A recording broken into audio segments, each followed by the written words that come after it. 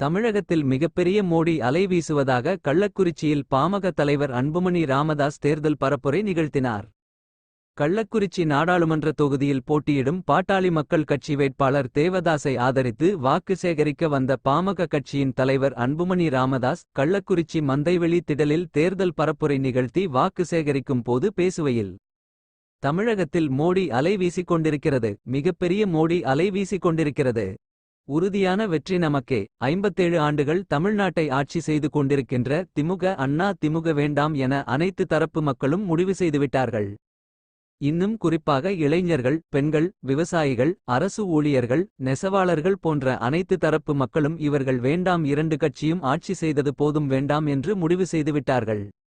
இந்த இரண்டு கட்சியும் பொது மக்களை நாசம் செய்துவிட்டார்கள். 4 தலைமுறைகளை நடுரோட்டில் விட்டு நாசப்படுத்திவிட்டார்கள்.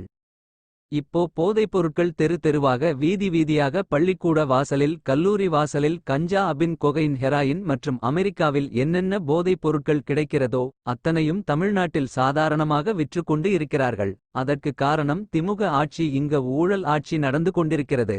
இதற்கெல்லாம் முற்றுப்புள்ளி வைக்க நமது கூட்டணி தேசிய ஜனநாயக கூட்டணியை மாம்பழம் சின்னத்தில் நீங்கள் எல்லோரும் வாக்களித்து வெற்றி பெற செய்ய வேண்டும் என கேட்டுக்கொண்டார்.